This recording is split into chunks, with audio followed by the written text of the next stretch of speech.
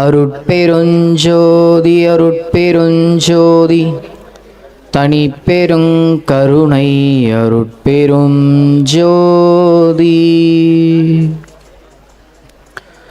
எல்லாம் செயல் கூடும் என்னானை அம்பலத்தே, எல்லாம் வல்லான் தனையே ஏத்து. அருட்பெருஞ்சோதி அருட்பெருஞ்சோதி தனிப்பெருங்கருணை அருட்பெரும் ஜோதி.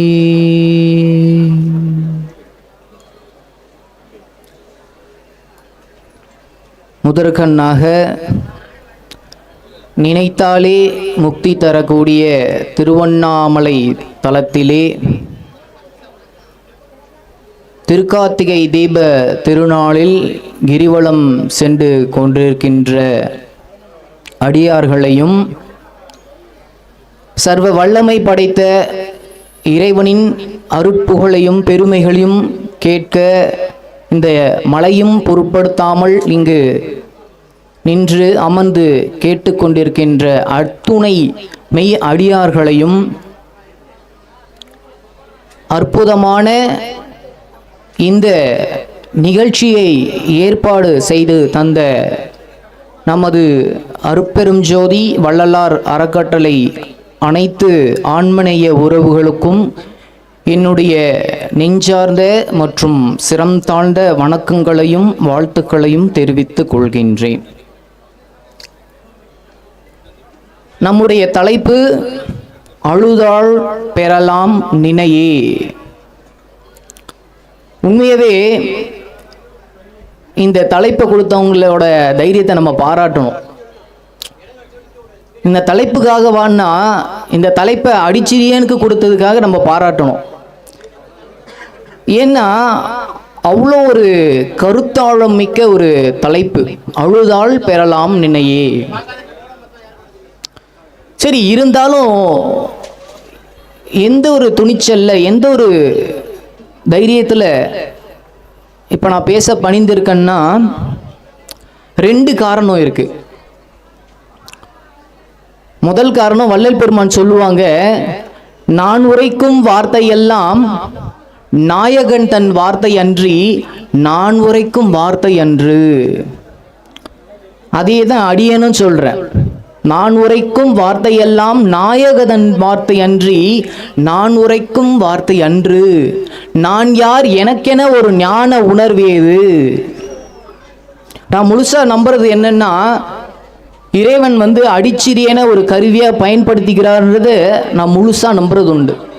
இப்போ இங்கே உட்காந்து பேசுறேன் அப்படின்னா என்ன ஒரு கருவியா பயன்படுத்திக்கிறான்றத நான் 100% நம்புவேன். அந்த ஒரு துணிச்சல் ஒன்று. ரெண்டாவது காரணம் என்ன தெரியுங்களா? என்னுடைய எதிரில் அமர்ந்திருக்கக்கூடிய, நின்று கொண்டிருக்கக்கூடிய என்னுடைய ஆன்மநேய சகோதரர்கள் இந்த அடிச்சிரியன் இந்த உரையில் எதனா குற்றம் குறை எதுவும் செஞ்சாலும் அதை குணமாக கொள்ளக்கூடிய பக்குவம் உள்ளவர்கள், பண்புடையவர்கள்ன்ற தைரியத்தினாலையும் தான் அடிச்சிரியேன் இந்த தலைப்பை பேச பணிந்திருக்கேன். தலைப்பு அழுதாள் பெறலாம் நினையே.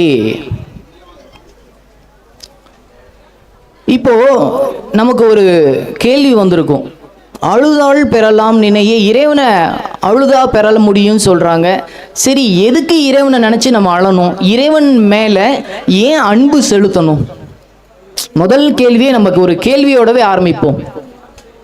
ஏன் இறைவன் மேல அன்பு செலுத்தணும்? ஏன் இறைவனை நினைச்சு அழணும்? நம்மளுக்கு ஒரு கேள்வி வருது இல்லையா? அப்போ அதுக்கு ஒரு சின்ன ஒரு உதாரணம் பாருங்க. ஒரு குடும்பம் இருக்கு. ஒரு குடும்பத்தில் தாய், தந்தை, ஒரு மகன் இருக்காங்க. அந்த மகனுக்கு பார்த்தீங்கன்னா ஒரு வாலிப வயசு, ஒரு 18 வயசு ஒரு இளைஞன் இருக்கான். அந்த இளைஞன் என்ன பண்ணுறான்னா, அவங்க அம்மா அப்பா பேச்சு சொல்கிறதை கேட்காம அவங்க அம்மா அப்பா கஷ்டப்பட்டு சம்பாரித்து எடுத்துகிட்டு வந்து அவங்ககிட்ட கொடுப்பான். நம்ம ஒரே பையனாச்சேன்னு சொல்லி காசெல்லாம் என்ன பண்ணுவாங்க, செலவுக்கு கொடுப்பாங்க. அந்த இளைஞன் என்ன பண்ணுவான்னா, அந்த காசெல்லாம் எடுத்துகிட்டு போயிட்டு வீண் செலவு, சினிமா போகிறது, அங்கே போகிறது, அப்படி போகிறதுன்னு சொல்லி காசை எல்லாத்தையும் பயங்கரமாக கரியாக்கும். இவங்களோட அம்மா அப்பாவும் எவ்வளவோ வாட்டி சொல்லி பார்ப்பாங்க, ஆனாலும் அவன் அதை கண்டுக்கிறதாவே இல்லை. இப்படியே போயிட்டு இருந்தது காலம். சரி, அப்படி என்ன கஷ்டப்பட்டு சம்பாதிக்கிறாங்கன்னு சொல்கிறாங்களே நம்ம அம்மா அப்பா, அப்படி என்னதான் கஷ்டப்படுறாங்க அப்படின்னு போயிட்டு பார்க்கலாம், அம்மா அப்பா என்ன பண்ணுறாங்க, என்ன தொழில் செய்கிறாங்க அப்படின்னு பார்க்கறதுக்காக போகிறாரு. முதல்ல அவங்க அப்பாவை பார்க்கறதுக்காக போகிறாரு. அவங்க அப்பா வந்து ஒரு மார்க்கெட்டில் மூட்டை தூக்குறாரு. ஒவ்வொரு மூட்டையுமே கிட்டத்தட்ட 50லேருந்து 80 கிலோ 100 கிலோ வரையும் இருக்குது. அவரால் அந்த வெயிட்டை தூக்கவே முடியல. இருந்தாலும் தன்னோட குடும்பத்தை பார்த்துக்கணும், தன்னோட பையனை பார்த்துக்கணும் அப்படின்றதுனால என்ன பண்ணுறாரு, 5 மூட்டையே தூக்குறாரு, அப்புறம் ஓய்வு எடுக்கிறாரு, 5 மூட்டை தூக்குறாரு, மறுபடியும் ஓய்வு எடுக்கிறாரு. இந்த மாதிரி ஒரு 30 மூட்டை 50 மூட்டை அவர் சுமந்தாதான் ஒரு 500 ரூபா 1000 ரூபான்றது அவருக்கு கிடைக்கும். இதை பார்த்த அந்த இளைஞனுக்கு ரொம்ப மனசு ரொம்ப கஷ்டமாயிடுச்சு. ஐயோ, நம்ம அப்பா இவ்வளோ கஷ்டப்படுறாரா, இது தெரியாமல் போயிடுச்சேன்னு சொல்லி மனம் கலங்குறார்.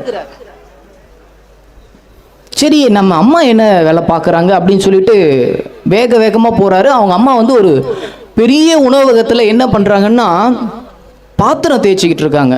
கிட்டத்தட்ட தினசரி அந்த உணவகத்துக்கு ஒரு 500லேருந்து 1000 பேர் தினசரி வருவாங்க. காலையில் ஆரம்பித்தாங்கன்னா, இந்த அம்மா பாத்திரம் தேய்க்கிறதுக்கு காலையில் ஆரம்பித்தாங்கன்னா முடிகிற வரையும், அவங்க பணி நேரம் முடிகிற வரையும் தொடர்ந்து பாத்திரம் தேய்ச்சிக்கிட்டே இருக்கணும். கையெல்லாம் அப்படியே விட்டு போயிடும். அந்த அளவுக்கு கஷ்டப்பட்டு என்ன பண்ணுறாங்க, அந்த தொழில் செஞ்சுக்கிட்டு இருக்காங்க, அந்த வேலையை செஞ்சுக்கிட்டு இருக்காங்க.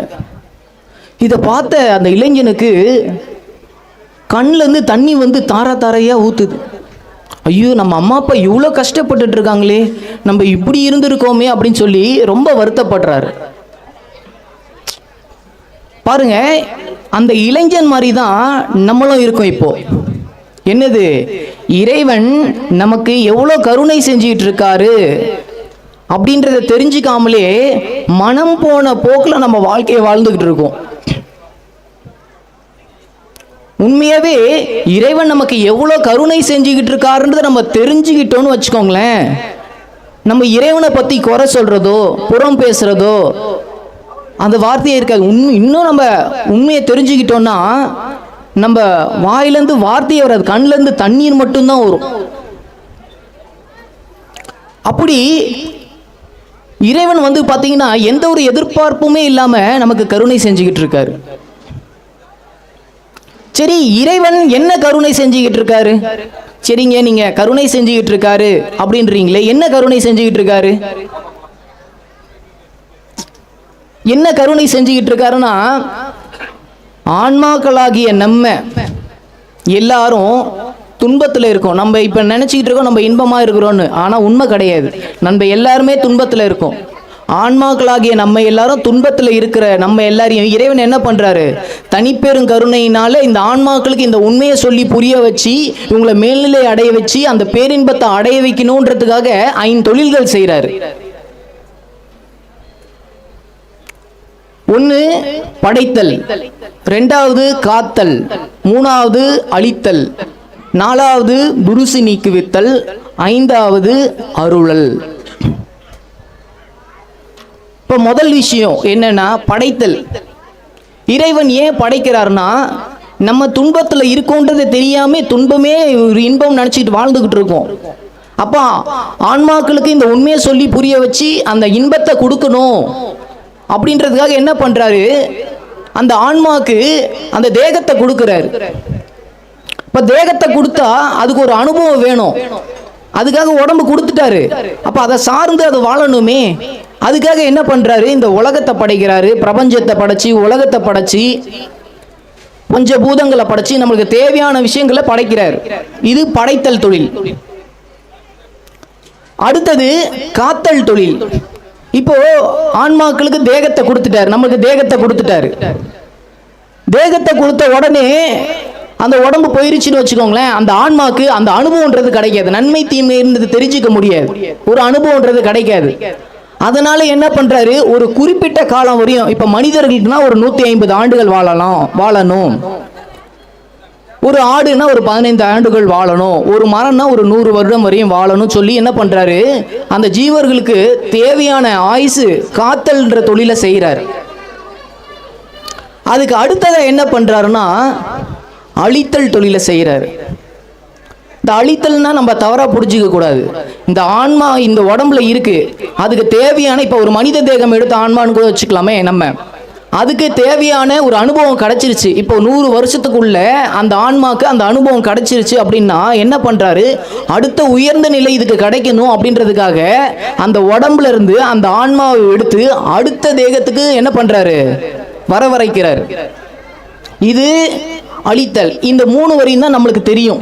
படைத்தல், காத்தல், அழித்தல் முத்தொழில் தான் தெரியும். ஆனா இதை கடந்து 2 தொழிலை செய்யறார், பெரும்பாலும் நம்மளுக்கு தெரிஞ்சிருக்காது. இதுதான் ரொம்ப முக்கியம், இதுவும் ரொம்ப முக்கியம். 4வது துரிசு நீக்குவித்தல். அந்த துரிசு நீக்குவித்தல்னா என்னன்னா, இப்போ நம்ம விவசாயத்துலலாம் பார்த்துருப்போம், அந்த அரிசி மேல உமி இருக்கும் இல்லையா, அந்த உமி என்ன பண்ணுவாங்க, துரிசு நீக்குவாங்க இல்லையா. அந்த துரிசோட சாப்பிட முடியுமா, சாப்பிட முடியாது, அது தகுந்த இருக்காது. அப்போ என்ன பண்றாரு இறைவன், ஆன்மால இருக்கிற குற்றமாகிய ஆணவன்ற நமக்குள்ள இயல்பாவே ஆணவம்னு ஒன்று இருக்கு. அந்த ஆணவத்தை நீக்கிறதுக்காக இந்த துரிசு நீக்குவித்தல்ன்ற ஒரு தொழிலை செய்யறார். அப்படி அந்த துரிசு நீக்குவித்தலை செய்யும் போதுதான் இந்த ஆன்மாவுக்கு என்ன நடக்கும்னா, வாழ்க்கையில ஒரு சலிப்பு வரும்,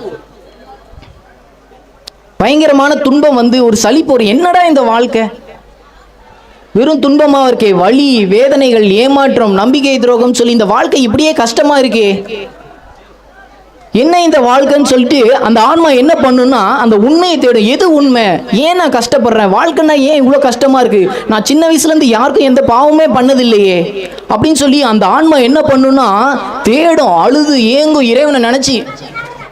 அப்படி ஏங்கும் போது என்ன பண்றாருன்னா, அப்போ இறைவன் அருளல்ன்ற தொழிலை செய்யறாரு. அப்போதான் இறைவன் என்ன பண்றாரு, அருளல். அந்த அருளல் எப்போனா, அந்த அருளல் வரும்போது தான் ஒரு ஆன்மாக்கு குருன்றவரே வருவாங்க. அது வரையும் குருன்றவர் வரமாட்டாங்க. அவங்க என்ன பண்ணுவாங்க, காலையில் எழுந்திருப்பாங்க, சாப்பிடுவாங்க, வேலைக்கு போவாங்க, இந்த மாதிரியே ஒரு சுழற்சி முறை வாழ்க்கையிலேயே இருந்துட்டு இருப்பாங்க. நான் யாரு, எதுக்காக பிறந்திருக்கேன், என்னோட வாழ்க்கையோட லட்சியம் என்னன்றதே தெரிஞ்சுக்காது. இறைவனோட அருள் கிடைக்கும் போது தான் குருமார்கள் வந்து தன்னோட வாழ்க்கையோட லட்சியம் என்னன்றதை அவங்க தெரிஞ்சுப்பாங்க. அதுக்கப்புறம் அதோட பயணத்தை நோக்கி அவங்க பயணப்படுவாங்க. அப்போ அந்த அருளல் தொழிலை செஞ்சு இறைவன் என்ன பண்ணுவாரு, அந்த பக்குவத்தை வர வச்சு தனக்குள்ள ஆட்படுத்தி அந்த பேரின்பத்தை கொடுப்பாரு. சரிங்க, இதை தெரிஞ்சு நாங்க என்ன பண்றதுன்னா ரொம்ப முக்கியம் பாருங்க.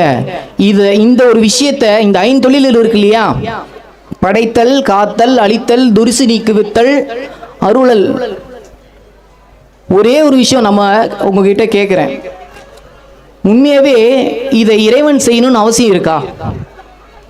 இறைவனுக்கு எதனா துன்பம் இருக்கா, பிறப்பு இறப்பு இருக்கா, வலி வேதனைகள் இருக்கா, வேற எதனா அவஸ்தை இருக்கா?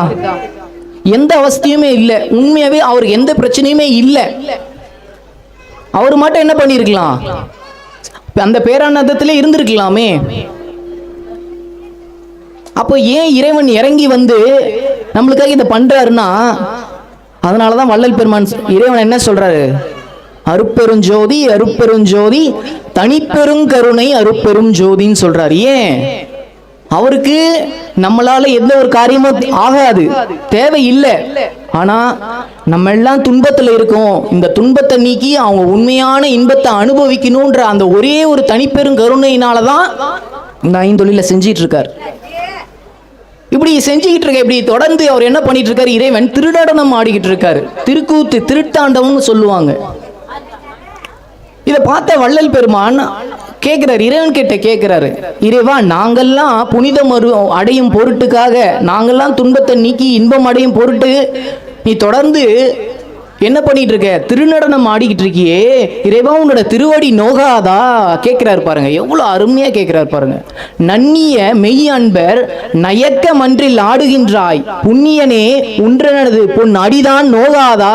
பல கோடி யுகங்களா எங்களுக்காக ஆன்மாக்களாகிய நாங்க சந்தோஷமா இருக்கணும்ன்ற ஒரே காரணத்துக்காக நீ தொடர்ந்து திருநடனம் ஆடிக்கிட்டு இருக்கியே, உன்னோட பொன்னடி நோகாதா, வலிக்காதாப்பா இறைவா அப்படின்னு சொல்லி இறைவன்கிட்ட என்ன பண்றாரு?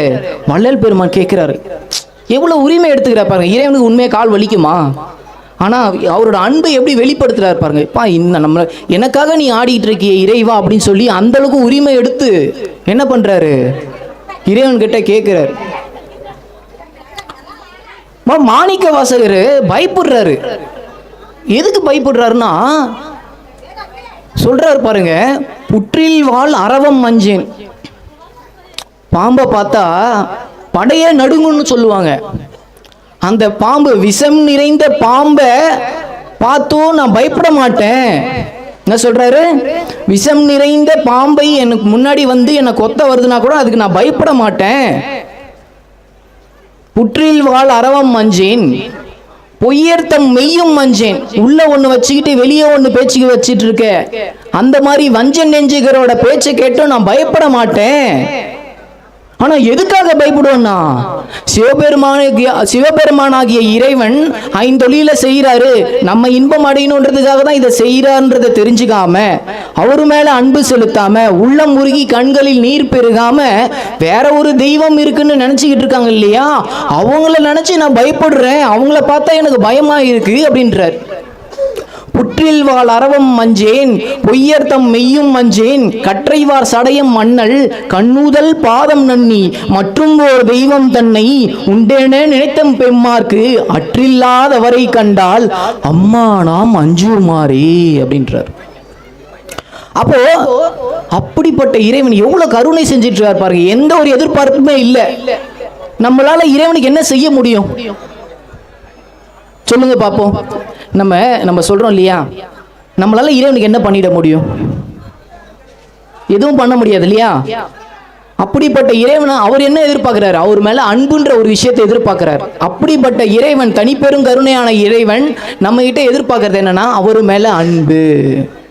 அப்போ நம்ம என்ன பண்ணணும்? இறைவனை போற்றி, இறைவாணி எனக்கு இவ்வளவு கருணை செஞ்சுக்கிட்டு இருக்கே, இது தெரியாம நான் கண்டதே காட்சி கொண்டதே கோலம்னு சொல்லி வாழ்ந்துகிட்டு இருக்கனே அப்படின்னு சொல்லி அவர் மேல நம்ம என்ன பண்ணணும்?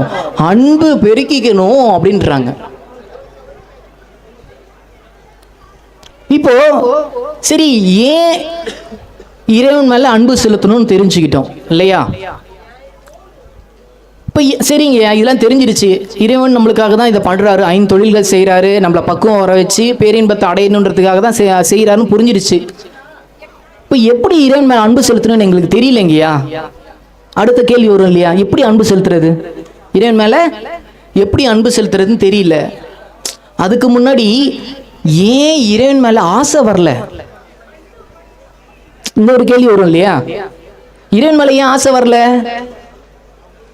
வள்ளல் பெருமான் ரொம்ப அழகா சொல்றாரு பாருங்க. ஒரு பதார்த்தத்தின் ருசி அறியாது அதன் மேல் இச்சை போகாது. பாருங்க, இப்போ நான் உங்க முன்னாடி கையில நெய் போட்டு முந்திரி திராட்சை கலந்து நாட்டு சக்கரை போட்டு அற்புதமான ஒரு லட்டு வச்சிருக்கேன். இப்போ சொல்லும் போது எல்லாருக்கும் வாயில எச்சு ஊறுது பாருங்க. சொன்னதுக்கு வைக்கிறேன், வச்ச உடனே நம்மளுக்கு என்ன தோணுது? அது எப்படி இருக்கும்ன்றது நமக்கு தெரியுது. எவ்வளவு சுவையா இருக்கு, இதுல இனிப்பா இருக்கும், முந்திரி திராட்சைலாம் போட்டா இப்படி இருக்கும், நெய் போட்டா அப்படி இருக்கும்ன்றது அந்த அனுபவம் என்ன இருக்கு? அந்த அனுபவம் இருக்கு. இன்னொரு கையில பாகற்காய் வைக்கிறேன், இதை எப்படி இருக்கு அப்படின்னு சொல்லி காட்டுறேன். அதை நம்ம என்ன சொல்லுவோம்? இது கசப்பா இருக்கும், இது அப்படியே சாப்பிட முடியாது, இது தேவையான மசாலா போட்டு இந்த பக்குவத்துல வந்தாதான் இதை சாப்பிட முடியும்னு சொல்றோம். எப்படி சொல்றோம்?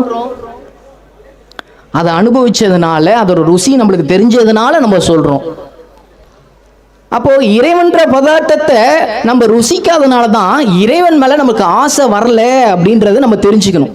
வள்ளல் பெருமான் அதை தான் சொல்றார், ஒரு பதார்த்தத்தின் ருசி அறியாது அதன் மேல் இச்சை போகாது அப்படின்றாரு. எவ்வளோ இப்போ நம்மளுக்கு அப்படி சொல்லிட்டு இறைவன் எப்பேற்பட்ட சுவையாகவும் பேரின்பமாகவும் இருக்கிறான்றத ரொம்ப அற்புதமாக சொல்கிறாரு பாருங்க திருவருட்பால.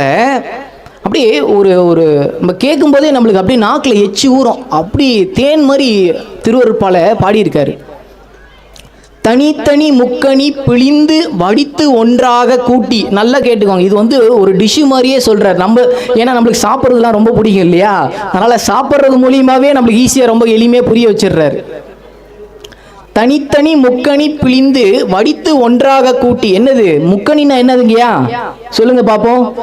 மா பலா வாழை அதை என்ன பண்றாங்கன்னா தனித்தனியா அந்த சாரை மட்டும் புழிஞ்சி மூணுத்தையும் ஒன்னா கூட்டி அதுக்கு மேல என்ன பண்றாங்க, சர்க்கரையும் கற்கண்டின் பொடியும் மிக கலந்தே. இப்ப நம்ம சாப்பிட்ற வெள்ளை சர்க்கரை கிடையாது, நாட்டு சர்க்கரை கரும்பு சர்க்கரையை கலந்து அதுக்கு மேல கற்கண்டின் பொடியும் மிக கலந்தே தனித்த நறு தேன் பெய்து. இப்போ இருக்கிற அந்த கலப்படமான என்னது இல்லை, தேன் கிடையாது, உண்மையான தரமான 100% ஒரிஜினலான தேனை கலந்து தனித்த நறு தேன் பெய்து. என்ன சொல்றாரு, தனித்த நறு தேன் பெய்து பசும்பாலும் தேங்கின் தனிப்பாலும். பசும்பால் அதுவும் கறந்த பால், பசும்பாலும் தேங்கின் தனிப்பாலும் சேர்த்து அதுக்கு மேல என்ன பண்றாரு, ஒரு தீம் பருப்பிடையும் விரவி. அதுக்கு மேல என்ன பண்றாரு, பருப்பை போட்டு என்ன சொல்றாரு, பருப்பு போட்டு இனித்த நறு நெய் அளந்தே. அது கூட நிறுத்தல, இதுவே நம்மளுக்கு இனிப்பா இருக்கும், அது மட்டும் நிறுத்தல. அதுக்கப்புறம் என்ன பண்றாரு, இனித்த நெரு நெய் அளந்தே இளஞ்சூட்டின் இறக்கி எடுத்த சுவை கட்டியினும் இனித்திடும் தெள்ளமுதே. இப்போ இதோட மட்டும் நிறுத்தி இருந்தாருன்னா இறைவன் இப்படிதான் இருக்கிறாருன்றதை நம்ம புரிஞ்சிருந்திருப்போம். ஓ, இறைவன் இந்த சுவையில இருக்கிறாரு, இந்த இன்பத்துல இருக்கிறாருன்னு நம்ம புரிஞ்சிருப்போம். ஆனா அவர் சொல்றாரு பாருங்க, எடுத்த சுவை கட்டியினும் இனித்திடும் தெள்ளமுதே. அப்ப என்ன பண்றாரு, இதை தாண்டின பேரின்பத்துல சுவையா இருக்கிறாரு. ஏன்னா நமக்கு இந்த மாதிரி சொன்னாதான் புரியுன்றதுக்காக என்ன பண்றாரு, வள்ளல் பெருமான் ரொம்ப அற்புதமா சொல்றாரு. ஆனா அதை கடந்து இறைவன் இருக்கிறார், அந்த மாதிரியான பேரின்பத்துல இறைவன் இருக்காரு அப்படின்னு சொல்றாரு. அப்போ அந்த இறைவன் மீது உண்மையான அன்பு அப்படின்னா எப்படி வரும்? அப்ப நம்ம என்ன செய்யணும்? உண்மையான அன்பு வரணும். இப்ப நம்ம என்ன செய்யணும் அப்படின்னா, அதுக்கு தான் அருளாளர்களோட அருள் நூல்களை நம்ம படிக்கணும்.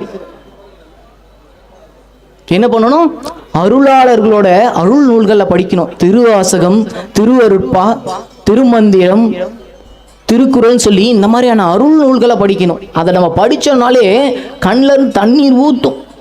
நாயிர் கடையா கிடந்த அடியேற்கு தாயிர் சிறந்த தயாவான தத்துவனே, நாயினும் கடையேன் ஈயினும் இழிந்தேன் ஆயினும் அருளி அருப்பெருஞ்சோதி, இன்னும் எத்தனை நாள் செல்லுமோ இடர்கடல் விடுத்தேற அப்படின்னு சொல்லி என்ன பண்றாங்க, இறைவனை போற்றி வணங்கி பாடுறாங்க. அப்போ அந்த மாதிரியான அருள் நூலை நான் எடுத்து நம்ம படிக்கும் போதே கல்லாத அந்த கல் நெஞ்சுமோ என்ன ஆகும்னா கரைஞ்சி கண்ணீர் வழிந்து ஓடுன்றான். அப்போ அதுல திருவருட்பால வள்ளல் பெருமான் ஒரு பாடல் பாடுறாரு பாருங்க. தேன் என இனிக்கும் திருவருட்கடலே தெள்ளிய அமுதமே சிவமே, ஊனென நின்ற உணர்விலேன் எனினும் உன் திரு கோயில் வந்தடைந்தாள் ஏனென கேளாது இருந்தனை ஐயா. ஊனென நின்றேன், ஒரு பக்தி உணர்வும் இல்லை, உன் கோயில வந்து உன்னை நம்பி வந்துட்டேன் இல்லையா, உன்னை நம்பி வந்துட்டேன். குற்றம் புரிதல் எனக்கு இயல்பே, ஆமா நான் குற்றம் பண்ணுவேன் தான், அதுக்காக என்ன நீ ஒதுக்கி வச்சிடலாமா ஐயா? உன்னை சார்ந்து தானே நான் இருக்கேன், நீயே சரணாகதின்னு இருக்கனே, நீ என்னை விட்டுட்டு போயிட்டேன்னா நான் என்ன பண்ணுவேன்? குற்றம் புரிதல் எனக்கு இயல்பே. அப்போ என்ன நீ ஒதுக்கி வைக்காம என்னோட குற்றத்தை நீ என்ன பண்ணணும், குணமா கொண்டு அதை தீர்க்கறதுக்கான வழியை தான் நீ எனக்கு சொல்லி என்னை திருத்துன்றதான் நான் எதிர்பார்க்கிறேன். நீ என்னை ஒதுக்கி வச்சுட்டா நான் எங்கேயா போவேன் அப்படின்னு கேட்கிறார். அதுலயும் குறிப்பா ஒரு வார்த்தையை போடுறாரு பாருங்க, ஊன் என நின்ற உணர்விலேன். இந்த வார்த்தை ரொம்ப ஆழமான வார்த்தை. ஊன் என நின்ற உணர்விலேன் என்ன அர்த்தம்? அதுக்கு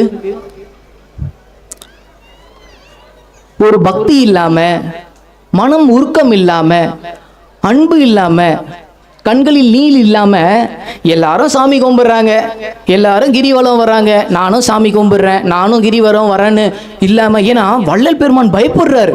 எதுக்கு பயப்படுறாருன்னா, கருத்து வேறாகி கோயிலில் புகுந்து உன் காட்சியை கண்ட போதெல்லாம் வருத்தமே அடைந்தேன், திரும்பி வந்து பயத்தோடும் திரும்பி வந்து நொந்து இளைத்தனன் என் தாய். என்ன சொல்றாரு?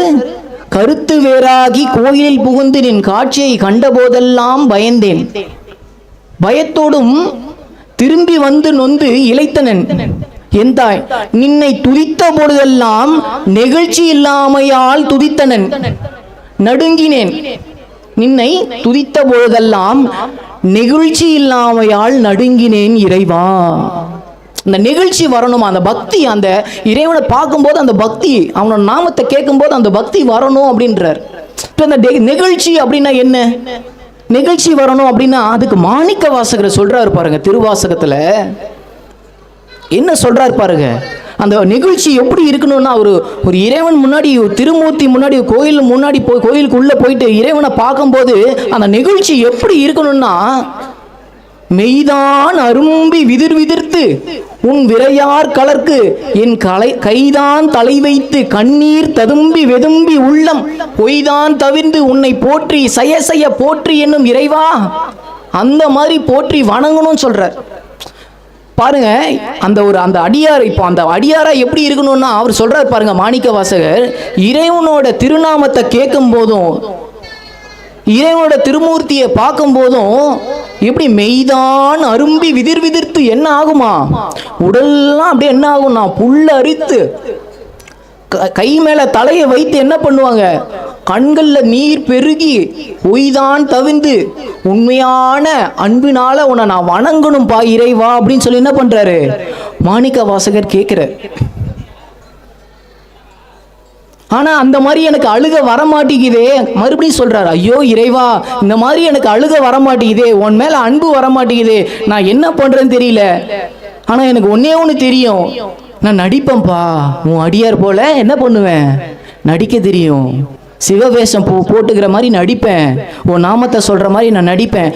அந்த பொய்யான நடிப்பை நீ மெய்யா மாத்தி கொடு ஐயா. நாடகத்தால் உன்னடியார் போல் நடித்து நான் நடுவே வீடகத்தே புகுந்திடுவாய் மிக பெரிதும் விளைகின்றேன் ஊடகத்தே நின்று உருக தந்திருளும் இம்முடையானே. அந்த ஒரு வார்த்தையை கவனிச்சுக்கலாம். நாடகத்தால் உன்னடியார் போல் நடித்து நான் நடுவே. ஏன் ஓரன்னு சொல்லியிருக்கலாமே, ஓரன்னு சொல்லி ஓரம் இல்ல முன்னாடி பின்னாடின்னு சொல்லியிருக்கலாம் இல்லையா? ஏன் நடுவுல சொன்னாரு? ஓரமா இருந்தோன்னு வச்சுக்கோங்களேன், அடியார் கூட்டத்து நடுவுல இல்லாம ஓரமா இருந்திருந்தோம்னா என்ன ஆகும் தெரியுமா? உலகியல் மயக்கத்துல மாட்டிக்கிட்டு பறக்கு பார்த்துட்டு அடியார் கூட்டத்துல இருந்து விலகி இறைவனை மறந்துடுவோம். அதனால என்ன பண்றாரு மாணிக்க வாசகர், நாடகத்தால் உன்னடியார் போல் நடித்து நான் நடுவே வீடகத்தே புகுந்திடுவேன். அப்போ எனக்கு அந்த பக்தி அன்புலாம் வராது இறைவா, நீதான் என்ன பண்ணணும், எனக்கு அந்த பக்தி வர வைக்கணும், அன்பு வர வைக்கணும். யானே போய் என் நெஞ்சும் போய் என் அன்பும் போய் ஆனால் வினையேன் அழுதால் உன்னை பெறலாமே. அந்த அன்பு எனக்கு வரமாட்டேங்குதே, என்னோட வல்வினை என்ன பண்ணுது விடமாட்டேங்குதே இறைவா.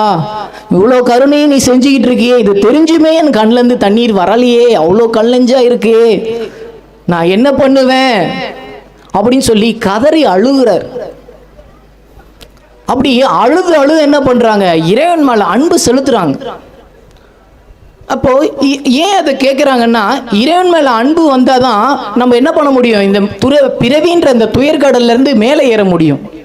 அதனால என்ன பண்றாரு மாணிக்க வாசகர், இறைவா உன்னோட அருள் வேணும், உன்னோட அருள் இருந்தாதான் உன் மேல எனக்கு அன்பு வரும், அதனால உனக்கு உன்னோட அருள் வேண்டும் வேண்டும் சொல்லி வேண்டும் கேட்கிறாரு இறைவன் கிட்ட.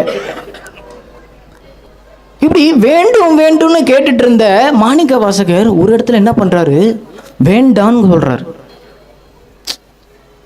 நம்மளுக்கே ஒரு செகண்ட் என்னடா இவரு வேண்டான்னு சொல்றாரு, வேணும் இறைவா அருள் வேணும் அன்பு வேணும் அப்படின்னு கேட்டு இருந்தவரு திடீர்னு என்ன பண்றாரா, வேண்டான்றாரு. சரி என்னதான் வேணான்னு சொல்றான்னு பார்த்தா, சொல்றார் பாருங்க, வேண்டேன் புகழ், வேண்டேன் செல்வம், வேண்டேன் விண்ணும் மண்ணும், வேண்டேன் பிறப்பு இறப்பு.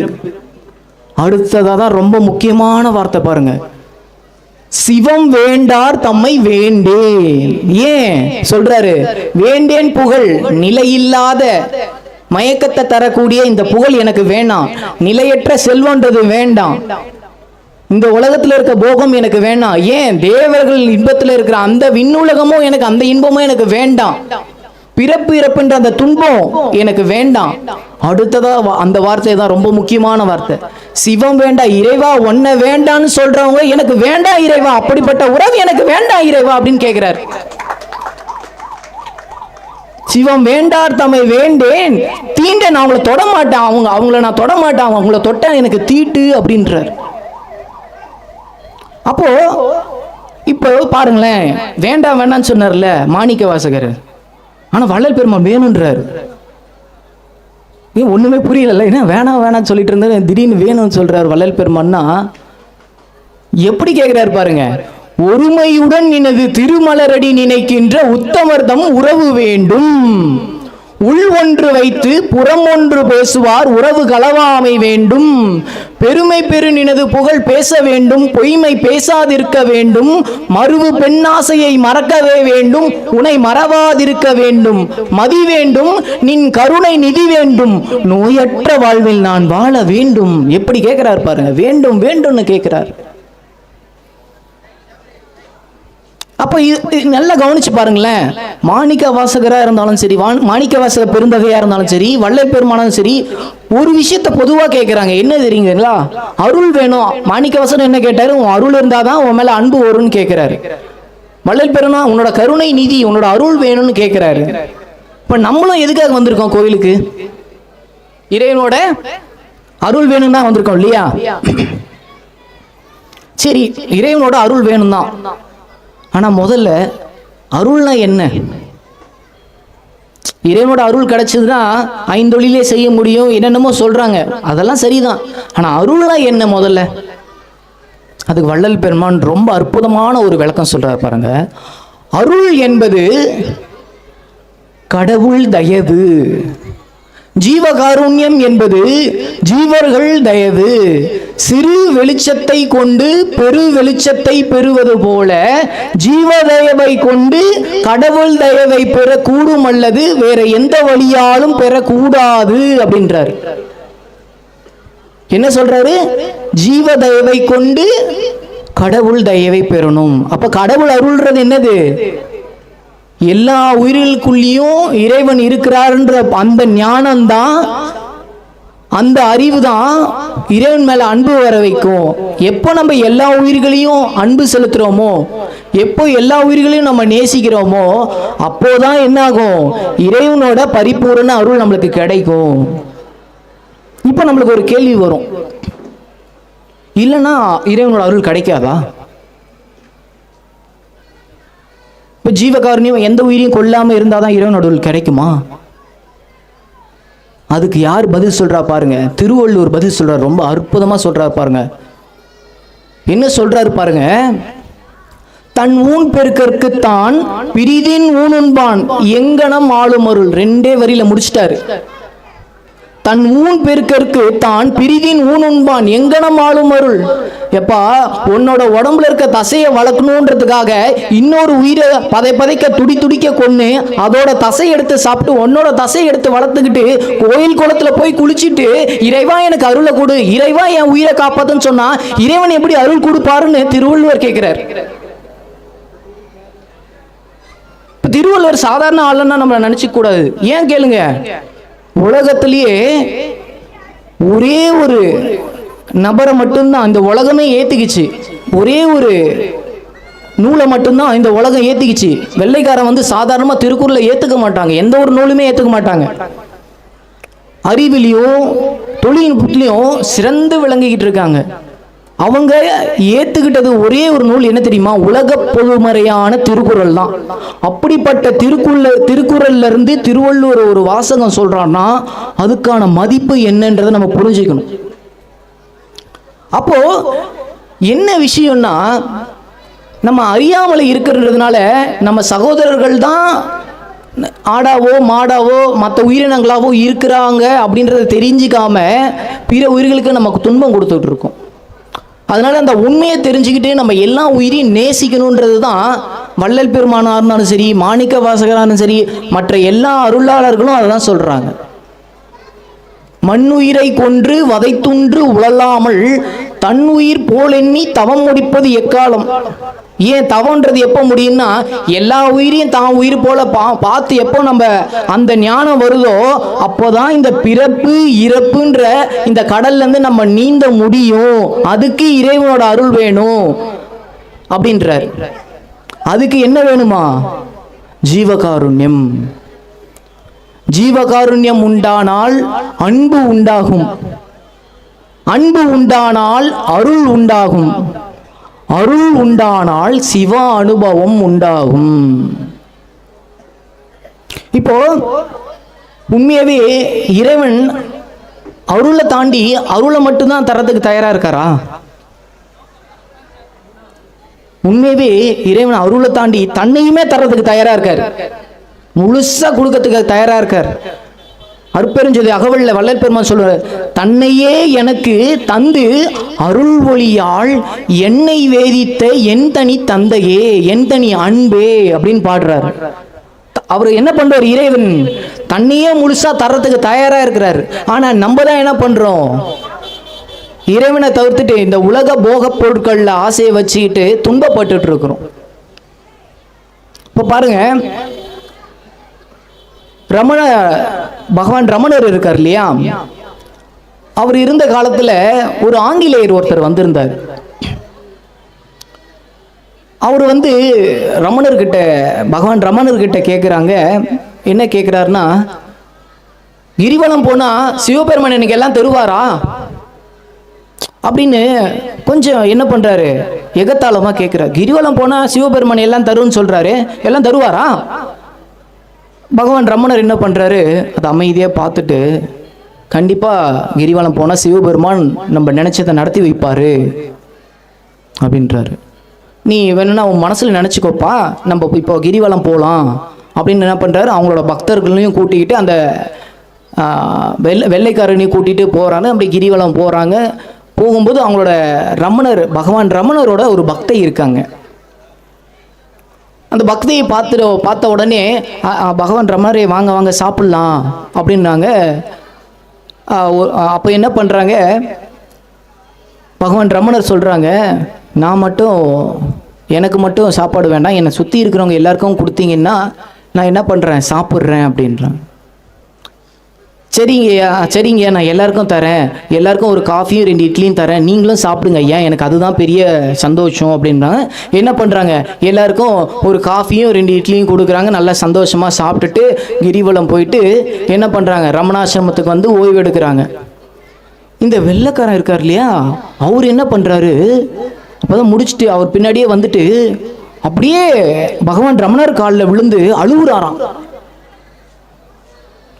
அவர் என்ன பண்ணுறாரு, மேலே எழுப்பி விட்டு, ஏன்பா அழுவுற, நான் சிவபெருமானை என்னமோ நினச்சிட்டேன், ஆனால் உண்மையாக கிரிவலம் முடிக்கிறதுக்குள்ளவே நான் நினச்சதை நடத்தி கொடுத்துட்டாரு அப்படின்னு அழுதுகிட்டே சொல்கிறார்.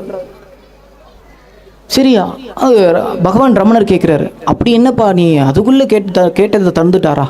அவருக்கே ஒரு ஆச்சரியம். சரி, அப்படி என்ன நீ நினச்சி அதுக்குள்ளே கொடுத்துட்டாரு? ஒரு காஃபியும் 2 இட்லியும் கேட்டேன். என்னது, ஒரு காஃபியும் 2 இட்லியும் கேட்டேன். இறைவன் என்ன பண்ணிட்டாரு, சிவபெருமான் எனக்கு உடனே கொடுத்துட்டாரு. கேட்கும்போதே ஒரு நகைச்சுவையே வருதுல்ல. இறைவன் எவ்வளோ பெரிய பரம்பொருள், அவர் எவ்வளோ பெரிய விஷயங்கள் எல்லாம் தர்றதுக்கு தயாராக இருக்கிறாரு. ஆனால் அவர் என்ன பண்ணியிருக்காரு, ஒரு காஃபியும் 2 இட்லி கொடுத்தீங்கன்னா போதும் இறைவன் கிட்ட வேண்டுறது. நம்மளுக்கு எவ்வளோ நகைச்சுவையே இருக்கு. ஆனால் ஒரு உண்மை என்ன தெரியுமா, நம்மளும் இந்த மாதிரி தான் இறைவன் கிட்ட கேட்டுட்டு இருக்கோம். சர்வ வல்லமை படைத்த இறைவன் தன்னையே தர்றதுக்கு தயாரா இருக்கிறாரு. அருளை தாண்டி தன்னையே தந்து அந்த பேரின்பத்தை தர்றதுக்கு தயாரா இருக்காரு. நம்ம என்ன கேட்டுட்டு இருக்கோம், எனக்கு இந்த பொருளை கொடு, எனக்கு அந்த இதை சரி பண்ணி கொடு, இதை பண்ணி கொடு அப்படின்னு சொல்லிட்டு ஒரு ஒரு புத்திசாலித்தனம் அப்படின்றது என்ன தெரியுங்களா, படைச்ச பொருளை கேட்கறத விட படைச்சவனே கேட்கறது தான் புத்திசாலித்தனம். இப்போ நம்மளுக்கு பொருள் வேணும்னு கேட்டுட்டு இருக்கோம். ஆனால் அருள் வந்துருச்சுன்னா பொருள் வருமா வராதா? அப்போ அருள் எதன் மூலியமா வரும்? எல்லா உயிர்களையும் நேசிக்கும் போது அப்போ இறைவனோட அருள் வரும். இறைவனே இறங்கி வந்துடுவாருன்னா அருள் வராதா? அப்போ இறைவன் நம்ம கிட்ட எதிர்பார்க்கறது என்ன தெரியுங்களா? நம்ம கிட்ட வேற எதுவுமே எதிர்பார்க்கல. ரெண்டு விஷயம் தான் எதிர்பார்க்கிறார். ஒன்று, இந்த உயிர்கள் மேல இரக்கம் காட்டணும். ரெண்டாவது, தான் யாரு எதுக்காக வந்திருக்கன்றதை தெரிஞ்சுக்கிட்டு இறைவன் மேல உண்மையான அன்பு செலுத்தி, உள்ளம் முருகி, கண்களில் நீர் பெருகி அவர் மேல அன்பு செலுத்தி சீக்கிரமா இந்த பிறப்பு இறப்புன்ற அந்த துன்பத்திலிருந்து நீங்கி அவர் அனுபவிக்கிற அந்த பேரின்பத்தை அனுபவிக்கணுன்றதுக்காக தான் நம்ம கிட்ட இறைவனை எதிர்பார்க்கறதே அந்த ஒன்று தான். அப்போ நம்ம எல்லாருமே இந்த உண்மையை தெரிஞ்சுக்கிட்டு உயிர்கள் மேல இரக்கமும் இறைவன் மேல அந்த மாறாத அன்பு கண்ணீரோட உள்ள முருகி. இப்போ நம்ம கோயிலுக்கு போறோம்னா, இப்போ நம்ம நல்ல ஞாபகம் வச்சுக்கோங்க, இப்போ கோயிலுக்கு போறோம்னா நம்ம கண்ணில் இருந்து தண்ணீர் வரணும். அப்படி கண்ணீர் வந்தாதான் நம்மளுக்கு உண்மையான பக்தி வருதுன்றதே நம்ம பெரியவங்க எல்லாரும் சொல்லியிருக்காங்க. வரலன்னா வரலையே இறைவா, நான் என்ன பண்ணுறேன், இவ்வளோ பாவம் பண்ணி வச்சுருக்கேனே, இவ்வளோ கருணை செஞ்சுருக்கியே, எனக்கு கண்ணிலேருந்து தண்ணீர் வரலையேன்னு சொல்லி அழுது அப்படியா இறைவனோட நிலையை அடைஞ்சவங்க தான், இறைநிலை அடைஞ்சவங்க தான் நம்ம பெரியவங்க. நமக்கும் என்ன பண்ணியிருக்காங்க, வழிகாட்டுதல் கொடுத்துருக்காங்க. திருவருப்பா, திருவாசகம், திருமந்திரம் சொல்லி அதெல்லாம் நம்ம தினமும் எடுத்து ஒரு அரை மணி நேரம் அதை படித்தோம்னாலே உருகாத மனசும் கரையாத மனசும் கரைஞ்சி கண்ணில் இருந்து கண்ணீராக வரும் அப்படின்றத நம்ம சொல்லி, அதனால் இறைவன் மேலே அன்பும் உயிர்கள் மேலே இரக்கத்தையும் நம்ம தொடர்ந்து வாழ்க்கையில் ஜீவகாருண்யமே ஒழுக்கமாக நெறியாக நம்ம கொண்டு வாழ்ந்தோனாலே இறைவனோட பரிபூரண அருளாசிகளை பெற்று நம்ம எல்லாமே பேரின்பத்தை இருக்கலான்ற சொல்லி என்னோட உரையை நிறைவு செய்து கொள்கின்றேன். அருட்பெரும் ஜோதி, அருட்பெரும் ஜோதி, தனிப்பெரும் கருணை, அருட்பெரும் ஜோதி. போற்றினின் பேரருள், போற்றினின் பெருஞ்சீர், ஆற்றலின் ஓங்கிய அருட்பெரும் ஜோதி. எல்லா உயிர்களும் இன்புற்று வாழ்க.